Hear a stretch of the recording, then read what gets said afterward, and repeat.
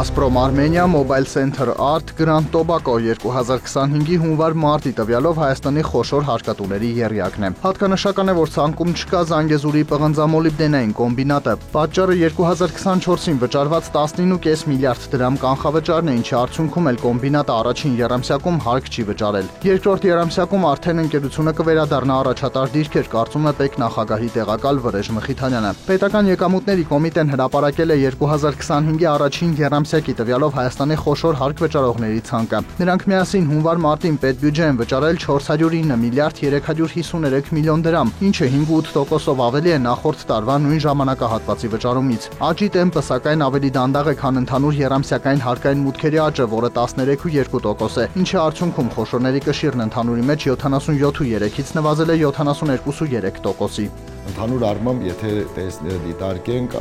կշռով 38.6%-ը հավաքագրված գումարների 1000 խոշոր հարկ վճարողներում բաժին է ընկնում մեծածախ մանրածախ առևտրին, իսկ 15.5%-ը մշակող արդյունաբերությանը։ Երրորդ հորիզոնականում ֆինանսական եւ ապահովագրական գործունեությունն է 8.7%։ Երբ որ ըստ ոլորտների մենք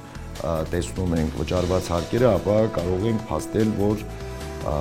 դինամիկ տնտեսությունը աճում է եւ ունի աճման միտում։ Եթե նախորդ տարվա հունվար-մարտին խոշորների ցանկում հայտնվելու համար ընկերությունը պետք է առնվազն 69 միլիոն 327 հազար դրամ հարկ ու տուրք վճարած լիներ, ապա ընթացիկ տարվա առաջին եռամսյակում 1000-րդ տեղը զբաղեցնելու համար անհրաժեշտ էր վճարել 78 միլիոն 660 հազար դրամ։ Ցանկում հայտնված ընկերություններից 625-ը 100-ից 500 միլիոն դրամ է վճարել բյուջե, 218-ը մինչև 100 միլիոն, 85 ընկերություն վճարել է 500 միլիոնից մինչև 1 միլիարդ դրամ, 69 ընկերություն 1-ից 10 միլիարդ, իսկ 10 եւ ավելի միլիարդ վճարել է 3 ընկերություն։ Մոտ 25%-ը նոր ընկերություններ են, շուրջ 250 նոր հարկ վճարողներ ունենք, որոնք նախկինում ընդգրկված չեն եղել խոշոր հարկ վճարողների ցուցակում, եւ այդ 250 ընկերությունը վճարել է 41.7 միլիարդ դրամ հարկ։ Այդ 250 հարկ վճարողներից 107-ը իրականացնում են մանրամեծածախ առևտուր, 48-ը շինարարության ոլորտում են, արտադրության ոլորտում 25-ը եւ տեղեկատվական տեխնոլոգիաների ոլորտում 16-ը։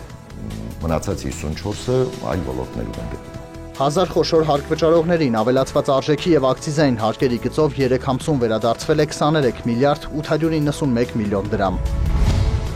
Carrier City Fest ամենամյա փառատոնը կրկին մեկ հարթակում է միավորել հարյուրավոր ընկերությունների ու հազարավոր մարդկանց, քաղաքացիներն աշխատանք են փնտրում, գործատուները աշխատակիցներ։ Մասնակից ընկերությունները ոչ միայն աշխատանք են առաջարկում, այլև ներկայացնում իրենց ապրանքները, ծառայություններն ու ծրագրերը, լսում այցելուների կարծիքները, դիտարկումներն ու նոր գաղափարները։ Եթե մենք տեսնենք բազմաթիվ ընկերություններ, այստեղ չեն փնտրում աշխատակիցներ, իրանք ներկայացնում են իրենց մշակույթը եւ իրանց գործողությունները միտված են, որպեսզի իրանց ընկերությունը ցանկանալի լինի, որ մարդիկ ցանկանան տվյալ ընկերությունում աշխատեն, թե ներկա, թե ապագա իրանց աշխատակիցները։ Այստեղ ենք, որպեսզի գտնենք մարդկային ռեսուրսներ, այսինքն ներգրավենք նոր ուժեր եւ սպասում ենք բոլորին։ Արդեն ունենք բազմաթիվ CV-ներ, կարծում եմ բավականին շատ հետ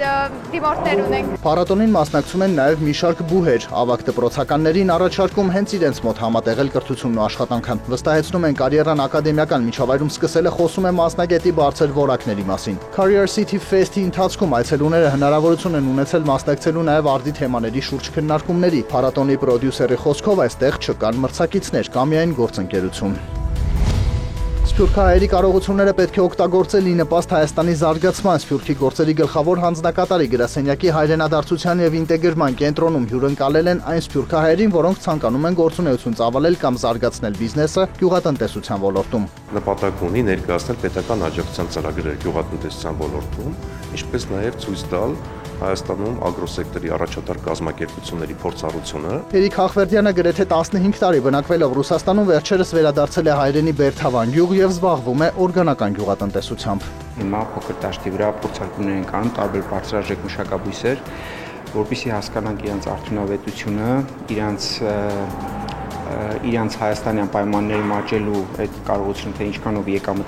եկամտաբեր կլինի, հետո արդեն ավելի մեծ արտադրական մասշտաբի հիմնումը։ Հայրենադարձների համար օժանդակության ծրագրեր է իրականացնում նաև էկոնոմիկայի նախարարությունը։ Լոնդոնի բորսայում Brent ապրանքանիշի հուլիսի մատակարարումների ֆյուչերսների գինը նախորդ օրվա բորսաների փակման պահի ցուցանիշի համեմատ աճել է 0.1%-ով կազմելով բարելի դիմաց $65.89։ Նյու Յորքի ապրանքային բորսայում WTI տեսակի նավթի հունիսի մատակարարումների ֆյուչերսային գինը նախորդ օրվա բորսաների փակման պահի ցուցանիշի համեմատ բարձրացել է 0.6%-ով կազմելով բարելի դիմաց $65.54։ Ոսկու միջազգային գինն աճել է 1.1%-ով եւ մեկ ունցիայի դիմաց կազմել $3336 Բիտքոյնի արժեքը վերջին մեկ օրվա դրությամբ բարձրացել է 1.6%-ով եւ կազմել մեկ հատի համար $95302։ Հայաստանի կենտրոնական բանկը տեղեկացրել է, որ ապրիլի 28-ի տվյալով ամերիկյան դոլարը միջինն արժեցել է 389 դրամ 46 լումա, եվրոպական արժույթի գինը կազմել է 441 դրամ 92 լումա, ռուսական ռուբլու արժեքը սահմանվել է 4 դրամ 73 լումա։